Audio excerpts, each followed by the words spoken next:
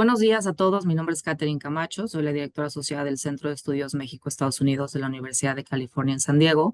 Me acompaña Sergio Alcocer, expresidente y miembro del Consejo Consultivo de Comexi. Muchas gracias, Sergio, por estar aquí. También muchas gracias a nuestros panelistas por acompañarnos el día de hoy a este webinar sobre la crisis del agua entre México y Estados Unidos. Gracias también al equipo de eventos de GPS. Este webinar se llevará a cabo en inglés y en español, por lo que contaremos con traducción simultánea. Mariana, por favor, ¿nos podrías dar las indicaciones para tener acceso a la traducción? Claro que sí, Catherine. Buenos días a todos. Estaremos ofreciendo interpretación simultánea al inglés y español durante esta reunión. Si desean escuchar la interpretación en inglés o español, haga clic en el botón de interpretación en la parte inferior derecha de su pantalla Zoom. Verá un icono en forma de globo terráqueo que aparecerá justo después de estas instrucciones. Si nos acompaña a través de la aplicación Zoom para teléfono inteligente, seleccione su idioma haciendo clic en donde dice más o en los tres puntos en la esquina inferior derecha de su pantalla. Seleccione interpretación del idioma, elija español o inglés y haga clic en donde dice listo. Si desea solo escuchar al intérprete y no a los presentadores, asegúrese de hacer clic en donde dice silenciar el audio original. Le sugerimos elegir el idioma de su preferencia. No se quede en la posición predeterminada, ya que no podrá escuchar a los participantes que hablen en el otro idioma. Good morning, everyone. We'll be offering simultaneous interpretation in English and Spanish during this meeting. If you wish to hear the speakers in English or Spanish, please click the interpretation button at the bottom right corner of your Zoom screen. You'll see a globe icon that will appear right after these instructions. If you're joining us via the Zoom smartphone app, select your language by clicking More or the three dots in the bottom right corner of your Zoom screen. Select Language Interpretation, then choose English or Spanish and click Done. If you wish to hear only the interpreter and not the original speakers, be sure to click Mute Original Audio. We kindly suggest choosing the language of your preference. Do not stay in the default or you will not be able to listen to participants who speak in the other language. Gracias, Catherine. Muchas gracias, Mariana. Antes de presentar a los panelistas, le quiero recordar a nuestro auditorio que contamos con un botón de preguntas y respuestas en la parte inferior de su ventana de Zoom. Los invitamos a escribir sus preguntas para que podamos incorporarlas a discusión del día de hoy. Sergio, te cedo la palabra, por favor, para que puedas presentar a los panelistas. Muchas gracias, Catherine. Muy buenos días. Vengo con la representación del doctor Héctor Cárdenas, quien es el presidente del COMEX y quien me ha pedido que lo supla en esta ocasión. Y luego, con mucho gusto y al mismo tiempo igualmente, me da mucho gusto presentar a quienes nos acompañan el día de hoy como panelistas, tres distinguidos conocedores del tema que nos ocupa el día de hoy, del agua en la frontera entre México y Estados Unidos. Presento en primer momento a Stephen Mummy, quien es profesor de ciencia política en la Universidad Estatal de Colorado. Él es especialista en políticas ambientales, con un énfasis en la gobernanza, en la relación México-Estados Unidos, sobre agua y sobre relaciones ambientales. Su trabajo se ha centrado en las dimensiones políticas en el ámbito doméstico y las relaciones bilaterales. Él es autor de un libro sobre el agua en la frontera, Border Water, del año de 2023, así como un amplio número de artículos académicos que le han permitido asimismo pertenecer a varios consejos editoriales de diversas revistas especializadas en este tema. Muchas gracias, Stephen, por acompañarnos el día de hoy. Él se encuentra en Arizona en este momento. Me da mucho gusto igualmente presentar a Ismael Aguilar Barajas. Él es investigador del Centro del Agua del Tecnológico de Monterrey, es ingeniero civil de origen en su formación, con una maestría y doctorado en la Universidad en London School of Economics. Él es miembro del Sistema Nacional de Investigadores en México, con el nivel más alto, el nivel 3, y ha sido igualmente asesor para instituciones nacionales e internacionales en materia de urbanización y temas relacionados con el agua.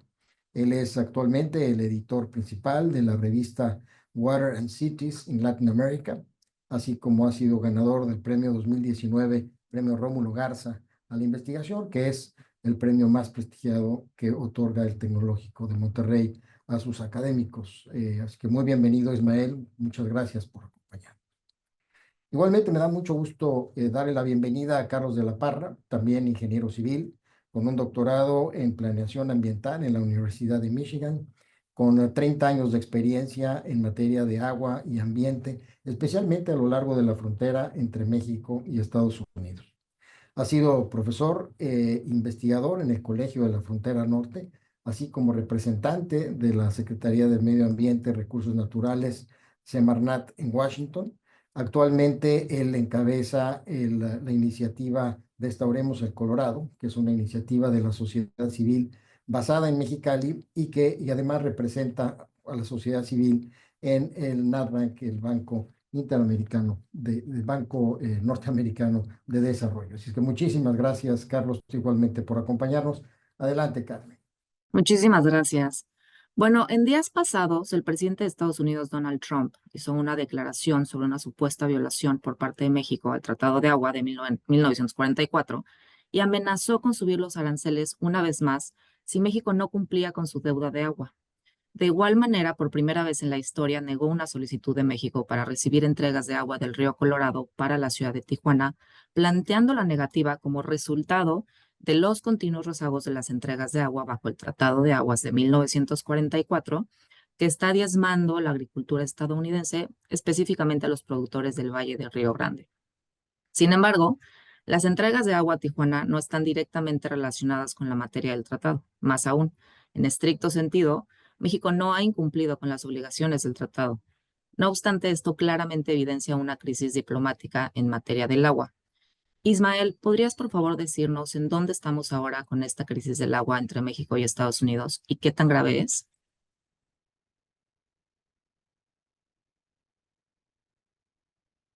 Sí, primero, pues déjenme expresar, si bien brevemente, Katy, la gratitud por esta invitación y la coincidencia con personas a las que aprecio mucho por muchos años.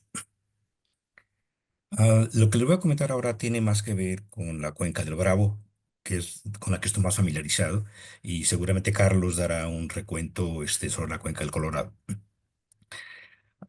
Como bien lo mencionas, hay una crisis ahorita política, sí de diplomacia política, porque efectivamente el país no está incumpliendo el tratado todavía. Estamos al final del ciclo 36, el año 5 del ciclo 36. México ha abonado aproximadamente como el 29% de lo que debería. El ciclo se cierra en octubre de este año.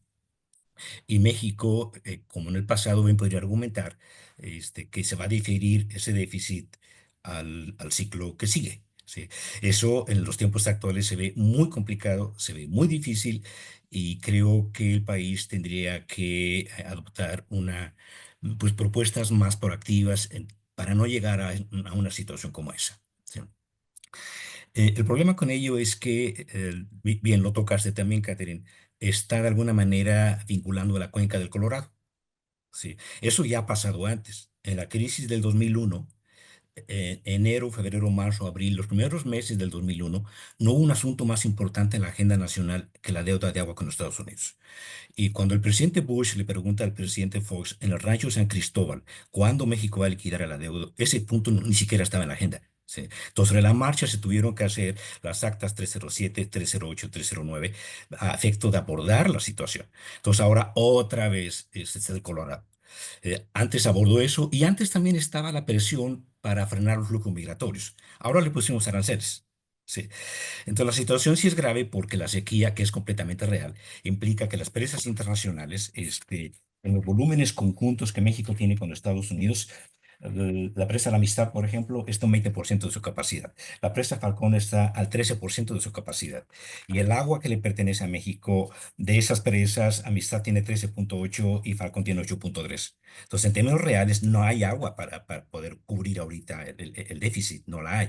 ¿Sí? Y a eso habrá que sumarle el efecto de una sequía prolongada. Y en este contexto, ese es un tema que vamos a abordar después y Stephen seguramente nos ilustrará con eso. El tratado, con todo lo benéfico que ha sido, no considera una sequía tan dura, tan prolongada. Entonces, adelantándome al punto 4, los dos países harían bien en diseñar un esquema de largo plazo, con la sequía en el centro, con cambio climático en el centro, con protocolos muy establecidos de qué hacer y qué riesgos se toman y cuáles son las líneas de acción a seguir. Ah, Pero me parece que el asunto sí es grave a nivel subnacional también, porque a nivel de los estados en México, de hecho me parece que a nivel subnacional hay tareas muy pendientes por hacer. Sí. No quiero abundar mucho en el tema, pero la cuenca del San Juan no está considerada en los acuerdos del 44. Y sin embargo, el Acta 331 de facto ya está introduciendo la cuenca del río San Juan y el Cuchillo, que es la presa más importante que le surte agua a Monterrey, ha estado surtiendo ya agua que nosotros pensamos va a los Estados Unidos. Y así se reconoce tanto por Conagua como por la SILA.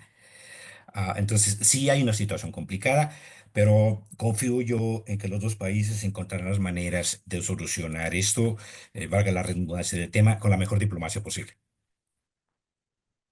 Muchas gracias, Ismael. Steven, would you like to add something?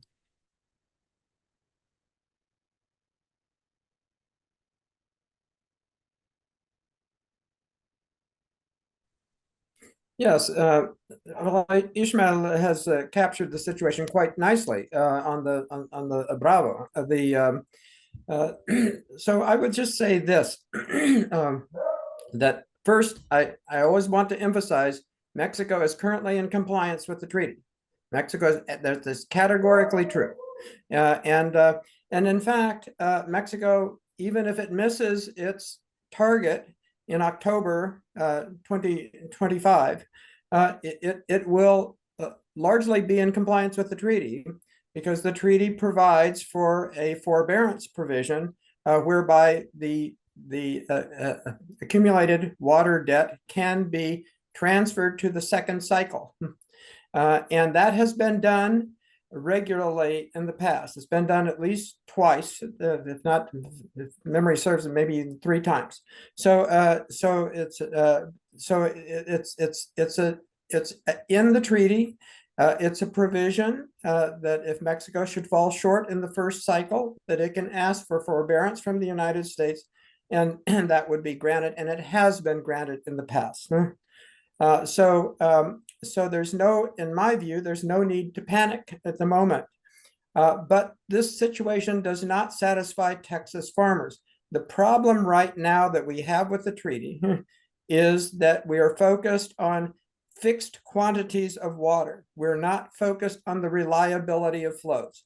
The reliability of flows has I think, now been driven to the top of the binational agenda, but it still is not quite well recognized by the governments as it needs to be. And let me be blunt about this. The problem is Texas, and the problem is simply Texas. The Texans do not want to extend to Mexico the same courtesies that Mexico extended to the United States on the Colorado River back in 2012. And that is my personal view. Not everybody would agree with this, especially on my side of the border. but I think that is actually the situation. So our recent agreements in Minute 331, for example, I think basically our progress in trying to find ways in which New Mexico can have a little more flexibility in complying with the treaty. That's good. We're now looking at sort of the water projects that could be supported by the governments that would improve conservation, would improve the ability to serve water users in the region.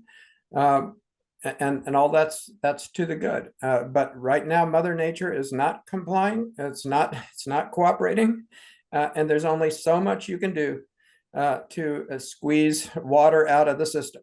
And I think Mexico has done what it can and what it may at the moment. And so we're looking at a longer term situation, and hopefully the two governments will come together and start focusing on the reliability of flows, and realize that at least temporarily they might have to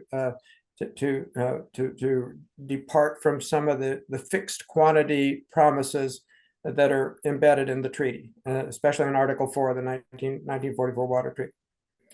So that's what I would say. Muchísimas gracias. Carlos, te cedo la palabra para que nos complementes un poquito estas ideas y no sé si nos puedas también empezar a hablar sobre la reacción de Trump y la presidenta Claudia Sheinbaum ante este problema. Gracias, Katy. Un placer estar aquí. Muy buenos días a todos quienes están poniendo atención al tema. Yo quiero quizás disentir un poco de cómo lo califica Ismael. Me parece que captura muy bien el momento, pero pongo sobre la mesa la pregunta de si esto realmente es una crisis política. Porque me parece a mí que la percepción pública está sin duda afectada por la estridencia de la respuesta del presidente Trump. Y los medios incluso han exaltado las medidas. En algún momento se percibió que la respuesta del gobierno de Estados Unidos había sido recortar el agua del río Colorado. Nada más alejado de la realidad, no fue así. Lo único que ocurrió fue una negativa de utilizar infraestructura que utiliza México regularmente a petición de la autoridad estatal para canalizar agua por esta infraestructura y entregársela a Tijuana. El agua se entregó, el río Colorado se entregó como siempre se ha entregado. Yo creo que el tema ambiental siempre ha sido un tema, el tema amable entre la relación entre México y Estados Unidos. Hay muchísimos acuerdos, incluso la presencia de un Banco de Desarrollo de América del Norte hace hincapié en que el tema entre México y Estados Unidos en materia ambiental se está buscando soluciones. La estridencia de la reacción del gobierno del presidente Trump lo saca de la norma y hace que percibamos que hay una crisis diplomática. Yo creo que la crisis más grave no es la diplomática. Yo creo que la crisis más grave es la escasez del agua. Y esa la describió muy bien Ismael también. Y lo describe también Steven cuando habla de la poca confiabilidad o de la falta de confiabilidad de los flujos de agua. En el río Colorado la sequía tiene ya 23 años. Es una sequía que en efecto ha reducido el volumen en términos del agua almacenada. De tener 4 años de uso, ahora tenemos cuestión de meses. Son los volúmenes sumados de las dos presas más grandes, la presa Hoover y la de Glen Canyon. Las dos sumadas no suman lo que hace 20 años tenía solamente una sola presa, la presa Hoover. Y además hay que subrayar algo, o sea, toda crisis y la crisis del agua no es ajeno a ello. Las crisis ocurren lentamente y de repente. Esto ha venido creciendo paulatinamente en ambos lados de la frontera, en ambas cuencas, y los efectos empiezan a ocurrir porque el margen de maniobra, como decía Steven, la confiabilidad de los flujos ya no es la que era antes. Ante eso, ¿cómo han reaccionado los presidentes? Bueno, el presidente Trump ya sabemos que ha buscado primeramente regañar públicamente a México y regañarlo con argumentos que son falsos, como ya lo dijo tanto Ismael como Steven. México no está incumpliendo. La infraestructura a través de la cual se conduce el agua del río Colorado para entregárselo a Tijuana por Estados Unidos no ha sido gratis. México siempre ha cubierto el uso de esa infraestructura. De manera que ahí el dividendo político de Trump, sin duda, por salir en defensa de los tejanos, pues es formidable, ¿no? Pero contrario a eso, la presidenta de México, la presidenta Sheinbaum, ha mantenido su estilo clásico de cabeza fría. En realidad, la diplomacia de agua entre México y Estados Unidos tiene más de 130 años, por lo menos el convenio de 1906, cuando se inició entregas de agua de Estados Unidos para el Valle de Juárez en Chihuahua. Y aquí el problema es cuando empezamos a migrar de una percepción de que esto es una suma cero, como pareciera, que existe en el discurso del presidente Trump. Y cuando empezamos realmente a buscar soluciones conjuntas. La gestión compartida del agua no es una suma cero, y eso lo hemos evidenciado en la cuenca del río Colorado. El río Colorado inició con una sequía más o menos en el año 2001-2002. Para 2007, los 7 estados de la cuenca del río Colorado en Estados Unidos ya habían firmado un acuerdo que se convirtió en los lineamientos interinos de escasez.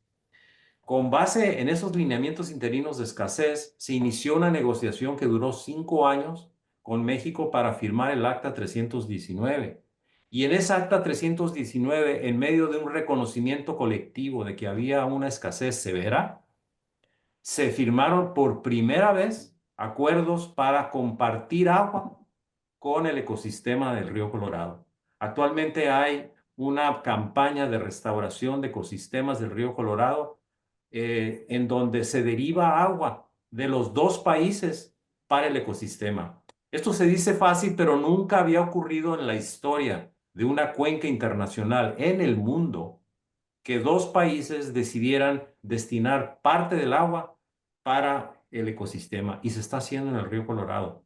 Y se está haciendo porque se está logrando ganar en eficiencias. Insisto, el problema del agua no es una suma cero. Al final del día, yo recuerdo que una de las crisis más severas que ha tenido la diplomacia en México, entre México y Estados Unidos en materia de agua, es la del Canal Todo Americano. Cuando ocurrió el Canal Todo Americano, justamente en el 2007, fue cuando inició este despertar. Y se conjugaron una crisis política y una crisis ambiental. Vamos a ver qué nos genera esta. Gracias, Carlos. Yo quisiera un poco intervenir en un sitio un poquito disruptivo. Sí, México ha siempre argumentado, y Stephen lo señalaba, de que no incumple el tratado sino hasta que se termine el ciclo. Y eso es lo que a la letra dice el tratado. Sin embargo, nadie espera que le entreguen todo el volumen de agua el último día del ciclo. Eso es físicamente imposible y además es imposible aprovecharlo. No lo dice el tratado, pero es un poco de sentido común que tienes que ir entregando el agua a lo largo del ciclo. Y creo que es ahí donde viene el reclamo de los tejanos, en donde no se ha entregado los volúmenes. Si simplemente dividiésemos el volumen o el caudal entre 5 años, pues no se ha entregado y no se va a cumplir de aquí a octubre. Entonces, si uno es riguroso en cuanto a la lectura del tratado, efectivamente México no ha incumplido. Pero en cuanto al sentido común de la aplicación de un tratado, México, como en otras ocasiones, ha esgrimido me parece, pretexto de no cumplir o de no entregar los volúmenes y esperarse al final para ver si llega algún huracán que llene las presas y finalmente podamos entregar algo o decir que vamos a poder entregar. O sea, a mí me parece que ha sido una jugarreta mexicana que la he vivido y me parece que eso ya no funciona. Y no funciona porque si uno hace cuentas de lo que implica la cuenca del río Bravo, en términos geográficos es la mitad mexicana, la mitad americana. El caudal que entrega México es 1/3 parte y 2/3 partes se las queda México. O sea, es un tratado negociado muy favorablemente para México. Si uno suma las asignaciones de agua del lado mexicano, son mayores que el caudal que México mismo puede contener, incluso probablemente mayor que toda la cuenca. Entonces, ahí hay un tema estructural al que México no le ha entrado, que significa revisar las adjudicaciones de agua, especialmente a los sectores agrícolas de Tamaulipas. Eso implica, por supuesto, una negociación complejísima, política, pero que es un tema central que hay que entrarle. A mí lo más preocupante es que este tema del agua es para mí el tema central de la relación entre México y Estados Unidos. Podemos vender más o menos coches y pantallas de plasma y lo que ustedes quieran, pero el tema del agua es un tema verdaderamente sensible para las 2 comunidades, las comunidades de los 2 países, y puede dislocar fácilmente la relación. Actualmente, la llamada crisis política se basa en que quien encabeza esto es el senador Ted Cruz, que tiene una aprobación en Texas del 80%. Sí, es un tema que tiene, digamos, lógica en la política local tejana y por la importancia que representa Texas en el Congreso de los Estados Unidos y lo que representa para el presidente Trump. Entonces, sí creo que no podemos simplemente decir en dónde estamos sin ver la complejidad que tiene esto a nivel local, efectivamente. Las ausencias en intervención, me parece, del lado mexicano, y no digo que en el lado americano también debe de haber adjudicaciones sobre agua y mal uso del agua, o no mal uso, pero cuando menos no un uso tan eficiente del agua. Entonces, esa parte me interesaría conocer su punto de vista sobre esto, porque me parece que es lo que subyace. Y el otro tema que yo pondría sobre la mesa es el tema de la contaminación del agua. Recientemente la secretaria de Medio Ambiente de México, Alicia Bárcena, estuvo en Tijuana y hubo expresiones igualmente fuertes por el lado del comisionado de la EPA sobre la contaminación de los escurrimientos en el lado americano. Me gustaría que hiciera un comentario, sobre todo Carlos, tú que vives en esa zona. No sé si alguien sobre el tema de del futuro. Ismael, adelante. Sí, a mí me parece, Sergio, que tu perspectiva es muy atinada. Obviamente hay una crisis climática, hay una crisis del recurso de baja disponibilidad, pero eso no debe ocultar el hecho de que hay tarea por hacer y que México tiene tareas por hacer. Y en ese sentido, el tema del seminario de diplomacia y crisis, me parece que el país tiene mucho que hacer en una especie de diplomacia interna, ¿sí? Y de sentar en la mesa con el espíritu de en verdad avanzar a Chihuahua, a Coahuila, a Nuevo León y sobre todo a Tamaulipas, y a un esquema de incentivos bien diseñados en el que todo el mundo pueda ganar dividiendo el agua, pero repartiendo los beneficios y que eso facilite la relación con los Estados Unidos. Ahí me parece que en muchos sentidos el grueso de la problemática realmente es nacional. México, esto nos vamos a ir al punto 4, seguramente. México tiene que modernizar su infraestructura de riego. Tenemos presas muy viejas, tenemos redes de distribución en las ciudades muy viejas. A nivel binacional, pues el Acta 332 recoge ya eso de los arreglos sobre la presa La Amistad. La presa La Amistad viene de 1969 y la presa Falcón viene de 1954, 55. Entonces se requieren recursos para eso. Y es un sector que en México ha perdido presupuesto y es un sector en el que Ciudad de México me parece está muy alejada todavía de la frontera. Tú fuiste subsecretario, tú tienes conocimiento de primera mano, Sergio. A mí me parece que el papel, por ejemplo, de la SILA tendría que escalar más en el organigrama de la Cancillería y del propio gobierno de México. No pareciera que México le dé relevancia si está en una dirección general de América del Norte. Entonces, yo coincidiría contigo, no hay duda que México tiene tarea por hacer. Gracias, Ismael. Carlos. Gracias, Sergio. Yo voy a coincidir con mucho de lo que acaba de decir Ismael, porque lo que, lo que yo veo es que hay una contradicción inherente, implícita, en esto de atender las cuencas geográficas, las cuencas hidrológicas o las fronteras políticas, ¿no? ¿Cuál de las dos lógicas nos queda mejor? Si vamos a utilizar la frontera política como división, lo que estamos diciendo, así dicho como analista de recursos naturales, es que vamos a tener dos soluciones subóptimas. Vamos a buscar optimizar en el lado norte por razones de soberanía nacional y vamos a buscar optimizar en el sur por razones de soberanía nacional también.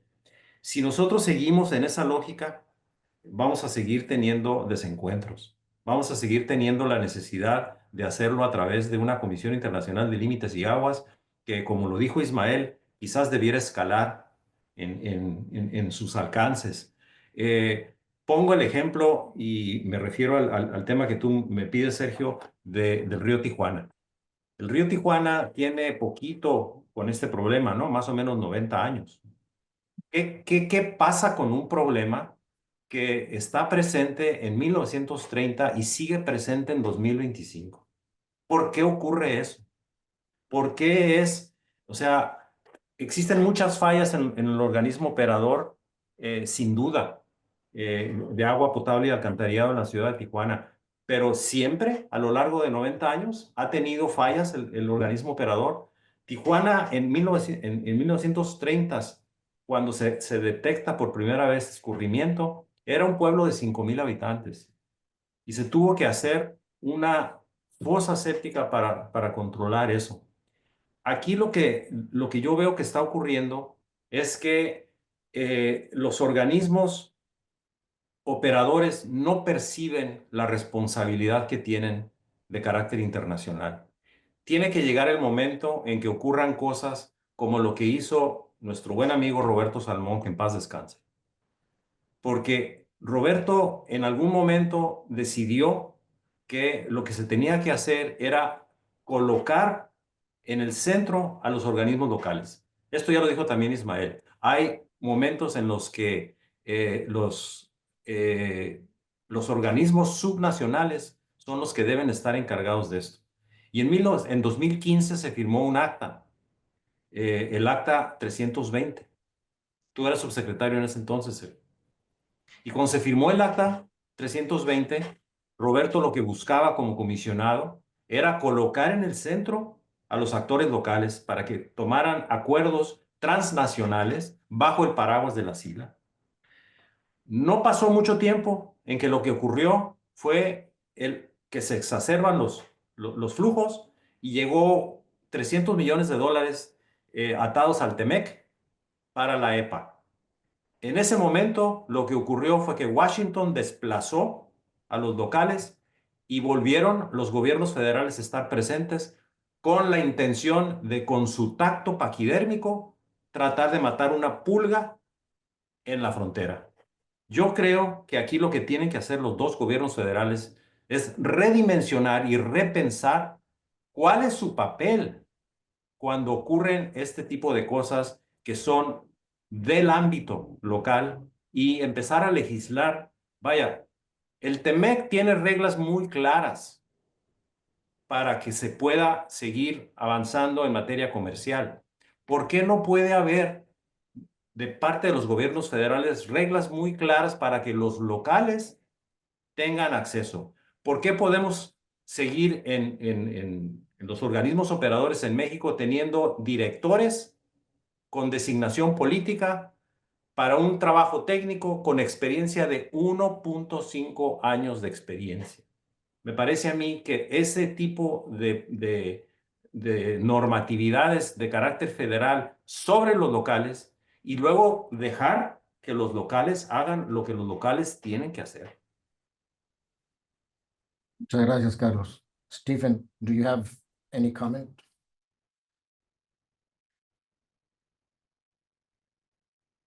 Maybe you want to talk about what would be the importance of the private sector Yes. in these, for example. Well, let me talk about the Tijuana situation very, very briefly. Many years ago, when I began my career, I had the opportunity to interview the most famous U.S. commissioner for the IBWC, Joe Friedgen. I asked Joe Friedgen what was the major problem along the U.S.-Mexican border that SELA IBWC faced. And he said, I'll answer in one word: maintenance. Maintenance. That continues to be the problem. And Carlos is quite right. We do not have an appropriate system in which the relationship between the federal governments and the commitments of the federal governments and the localities, the local providers of sewage and sanitation services are in alignment. I have argued in the past and fairly recently that what we need is a binational sanitation authority that would basically be able to engage in the planning and also would have access to federal funds from both sides of the border to apply to the engineering and maintenance of adequate systems in a very dynamic way, because this is not rocket science. We know what the urban expansion of border cities is. We know what that looks like. We know that we're going to have a certain kind of sanitation demand, and yet what we do along the border for many years is planning by crisis. We wait until things break down, and then there's a panic and an effort to resolve that. And that's where we're at with the Tijuana situation right now. In fact, we have a good agreement, minute 328 from about 4 years ago, that provides for an address of the sanitation problem. There about $650 million have been committed to that purpose between Mexico and the United States. And we're in the process of implementing that agreement. The issue right now, and the reason Lee Zeldin was in San Diego a couple of days ago, was that the people in San Diego and the congressional delegation, the local authorities are concerned that the implementation is not going fast enough, and that's true on both sides of the border. But of course, they're pointing the finger at Mexico, et cetera. I don't think that kind of pressure will work very well, be honest with you. But I think that the solution is understood. I think the commitments have been made. I think Mexico intends to honor those commitments. It might be able to, if Claudia Sheinbaum is willing to put the authority of the federal government behind the situation, it might be able to allocate money a little bit more quickly and speed the process of implementing the improvements to the Mexican sanitation system, San Diego, a little bit more quickly. But that's all that can be done right now, I think.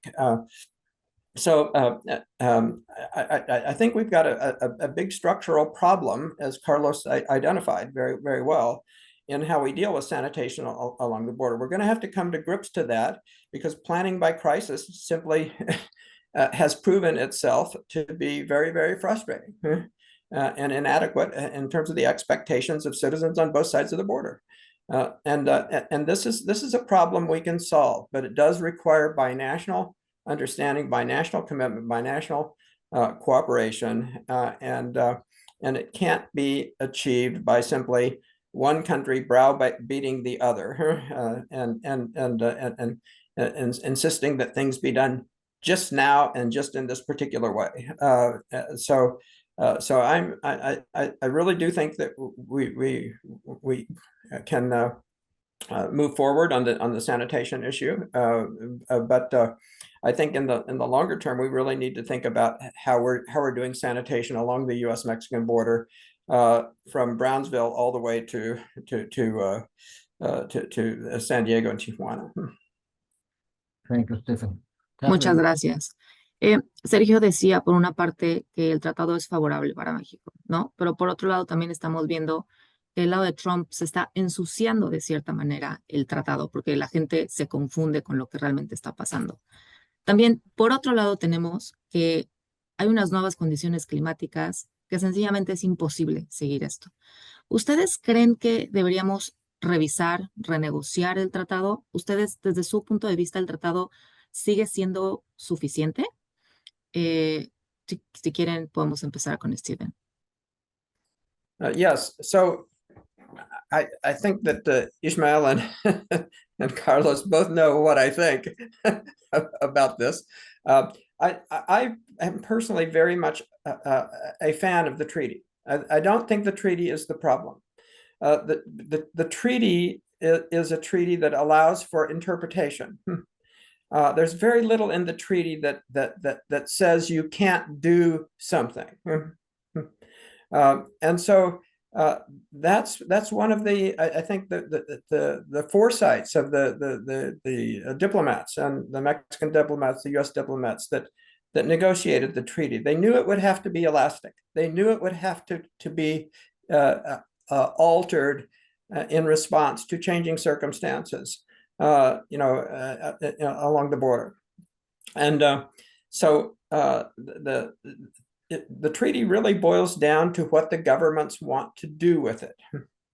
The minute process, the process of reaching binational agreements through the International Boundary and Water Commission and the Comisión Internacional de Límites y Aguas is a good process.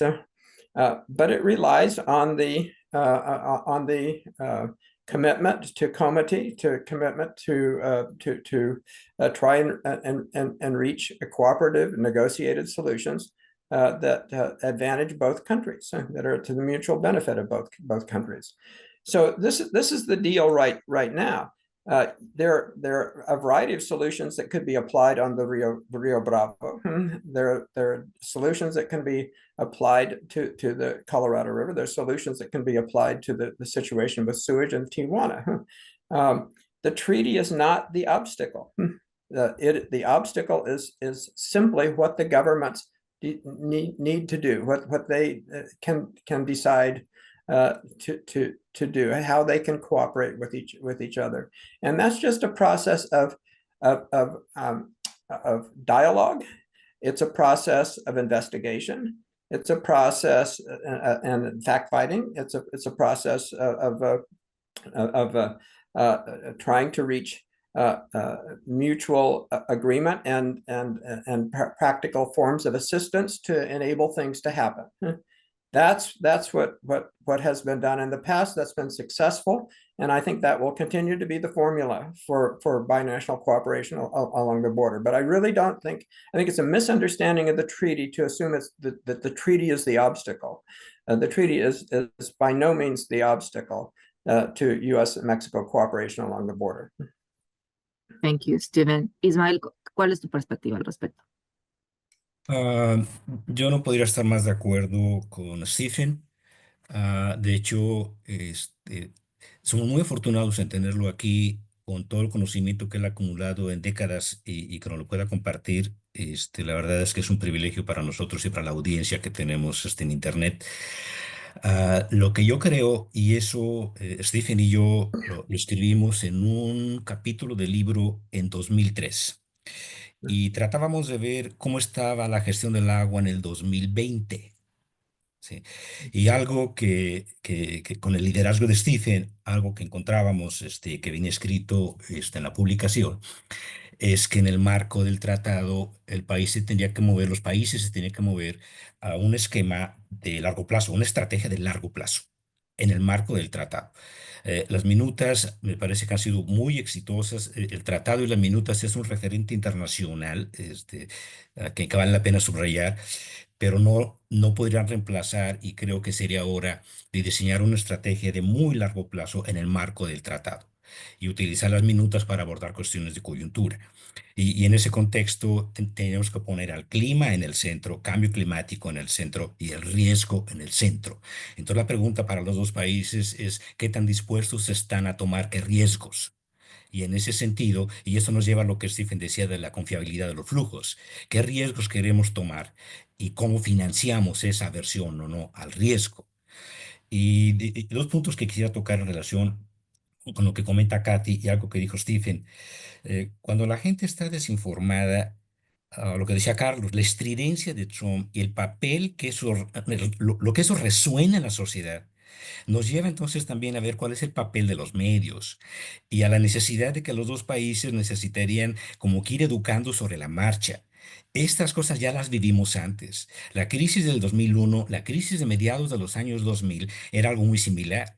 En la prensa mexicana, la gente desayuna en la mañana, abre el periódico y dice, ¿cómo les debemos agua a los gringos? ¿Pero por qué? Entonces, es un ejercicio educativo que está pendiente por hacer de tal forma de formar opinión pública y orientar un debate más informado. Y algo que decía Stephen, y con esto terminaría yo esta intervención, él hablaba de compromiso, de commitment. Y en ese sentido, hay un reporte, el reporte 2017 de desarrollo del Banco Mundial, lo centra sobre la gobernanza y las leyes, governance and law. Y lo que encuentran es que las políticas públicas efectivas tienen tres grandes ingredientes, y el primero es compromiso. Y el que sigue es colaboración y el tercero es coordinación. El punto aquí es que no va a haber colaboración y no va a haber coordinación donde no hay compromiso. Y en ese sentido, México y Estados Unidos tienen experiencia probada de que eso es posible y que el compromiso sí puede estar ahí, que está ahí y que se puede avanzar. Le doy la palabra a Carlos. Bueno, un comentario. Yo creo que ustedes han acertadamente señalado que este es un tema que requiere de una intervención eminentemente técnica. Y para quienes somos ingenieros civiles, Carlos, Ismael y un servidor, pues nos da mucho gusto que así se haya reconocido. Por otro lado, se habla, como bien menciona Stephen, de que el tratado es un instrumento bien pensado, flexible y que debemos de seguirlo aprovechando a través de las minutas. Y ustedes señalan el cambio climático. Sin embargo, dialogar con el gobierno del presidente Trump sobre las bases técnicas no creo que funcionen. Sobre las bases del cambio climático, creo que tampoco funciona. Entonces, ¿cómo le hacemos con un gobierno que no cree en el cambio climático, que no cree necesariamente en la ciencia y la tecnología o la ingeniería, en las soluciones técnicas? Lo estamos viendo en la implantación de aranceles a nivel internacional. ¿Cómo acercarnos y evitar que esto se convierta en una crisis política? Cuando en el fondo es un problema de carácter de instrumentación, con un problema ciertamente local, de implantación, que requiere de una observancia federal, por supuesto, pero que requiere de sustento técnico. ¿Cómo le hacemos, Carlos? Sí, planteas un conflicto muy serio, Sergio, de cómo hacerle. Yo creo que tenemos que cambiar la terminología. Katy empezó planteando esta pregunta en el sentido del tratado y cambio climático. Y primero coincido con Ismael y con Steven. No podemos tocar el tratado. El tratado no es el problema. El tratado está formidable y además obedece a una era en la historia donde existía un Good Neighbor Policy en Estados Unidos. El tratado es producto de un acercamiento explícito de parte del presidente Roosevelt en los años 40. Y ahorita estamos viendo una presidencia completamente la antítesis de esto, ¿no? La antítesis de lo que hizo Roosevelt de 1944 es lo que tenemos ahora como presidente de Estados Unidos.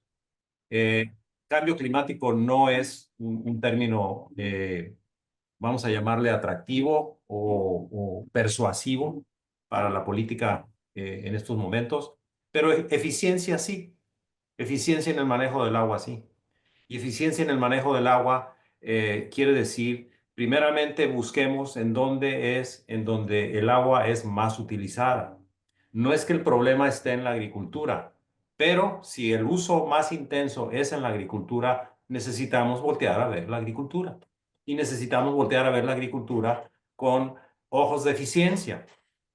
Y ojos de eficiencia quiere decir no solamente revestir canales, cambiar formas de riego, quiere decir voltear a ver el elemento esencial de la agricultura, el suelo. El suelo es el secreto a través del cual podemos empezar a revertir esto. El contenido de materia orgánica en los suelos agrícolas en el país y probablemente en Estados Unidos también va en decremento año con año. En el distrito de riego 014, la salinización del suelo ya ha generado lo que en Mexicali se llama la ruta de la sal. Hay una costra de sal que deja de las 180,000 o 200,000 hectáreas que tiene el distrito de riego, 40,000 son inutilizables.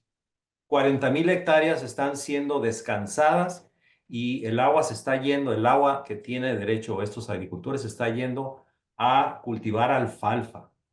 De 1,850 millones de metros cúbicos que tenemos en el distrito de riego, en el Tratado de 1944 de asignación de México, el 45%, 780 millones de metros cúbicos, se van a cultivar alfalfa.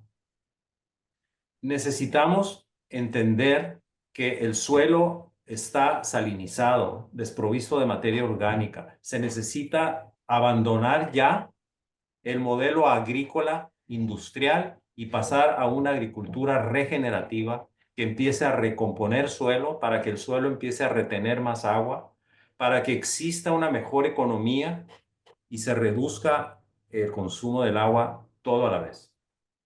Yo creo que voltear a ver los suelos agrícolas ahorita es el momento Ahorita es cuando, así como en el año 2000, por primera vez en el Acta 306 apareció la palabra ecología o ecosistema, no recuerdo cuál de las dos, en el Acta 306, en las actas futuras de SILA se tiene que empezar a hablar de agricultura y de agricultura regenerativa, porque es el secreto que nos puede dejar tranquilidad de que la diplomacia va a seguir siendo cordial entre México y Estados Unidos en materia de agua. Carlos, y en este sentido, a ver, Texas, si entiendo bien después de lo que dicen, está buscando básicamente mayor predictibilidad y está buscando mayor confianza, ¿no? O sea, quiere saber cuánto y cuándo me lo vas a mandar. Tienen un problema muy fuerte con los agricultores. ¿Ustedes creen que las entregas anuales son una posibilidad? ¿No lo creen viable? ¿Creen que es una posible solución? Y la segunda pregunta vinculada a lo que comentabas hace rato es, ¿cómo puedes impulsar una conciencia del problema, no solo en el sector privado, sino en el público en general? Si quieres, empezamos contigo, Carlos. Sí, sí, gracias. Yo quiero regresar a este concepto de cómo empezamos a optimizar los sistemas transfronterizos. ¿Cómo le hacemos para que realmente exista una, un compartir lo que está ocurriendo en Texas con lo que está ocurriendo en Tamaulipas, que Ismael y yo comentábamos ayer? Los tamaulipecos y los tejanos se perciben víctimas de la misma causa.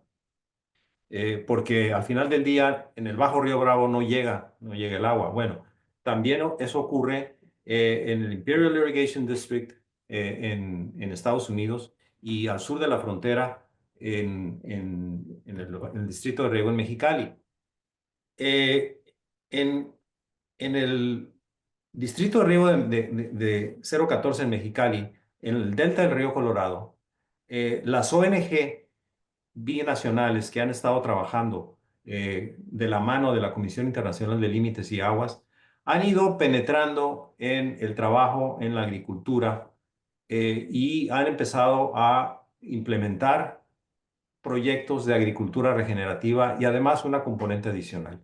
La componente adicional es tecnificar el campo, pero no como se está pensando en términos de compuertas inteligentes, sino en algo que se llama un modelo agrivoltaico.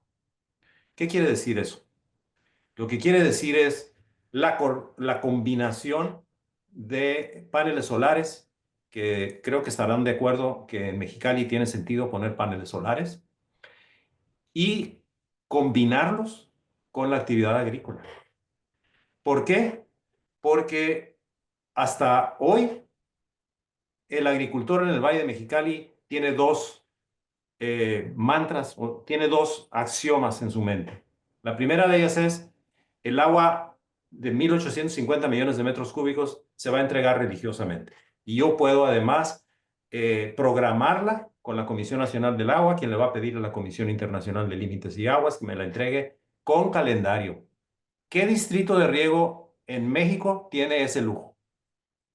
Y cuando deja de ocurrir eso, se preocupa porque ya no hay la confiabilidad. El segundo es: cada gota de agua es un peso más en la bolsa. Necesitamos darle un sustento al agricultor en el Valle de Mexicali y en todos los distritos agrícolas del país, un sustento que no sea solamente dependiente del agua. La energía solar es esa solución. La energía solar puede lograr que el agricultor empiece a sentir una distensión en términos de cómo empieza a manejarse el agua. El modelo agrivoltaico no lo estamos inventando. Está en el estado de Colorado. Stephen, you probably know about agrivoltaics in Colorado. There are solar farms in Colorado. Hay campos agrícolas solares agrivoltaicos en España. Es una tendencia que va a buscar que se diversifique los ingresos en el campo y que se reduzca las extensiones, porque la agricultura industrial, insisto, tiene que darse vuelta a la hoja y tener una nueva presentación en donde la agricultura regenerativa y aquí, para contestar la pregunta que me hacías, Katy, esto es un llamado al sector público, perdón, al sector privado. Hay que invertir hay que invertir en cosas buenas para el ambiente, hay que invertir en energía renovable, hay que invertir en agricultura regenerativa, porque es rentable. Muchas gracias, Carlos. Si ya para cerrar nada más, si algunos, adelante. Sí, si No, quieren, tranquila, para tranquila, cerrar, tranquila. ¿cuáles son las perspectivas futuras para la cooperación hídrica entre México y Estados Unidos? Si pudiéramos empezar con Steven, 2 minutitos y ya para que podamos cerrar este webinar. Y quisiera nada más incluir un tema que no hemos discutido, que es el tratado solamente se refiere a aguas superficiales. Sin Ok. embargo, existe entre México un tratado de yacimientos, bueno, en este caso de acuíferos, existe de hidrocarburos, pero no existe sobre agua. ¿Tendríamos que desarrollar un tratado sobre esto? ¿Cuál sería su punto de vista pensando en esta lógica de futuro que menciona Carmen? Yeah, let me start with that, with the problem of groundwater. With Carlos and I have both been involved in a study group looking at groundwater, and we've written about that.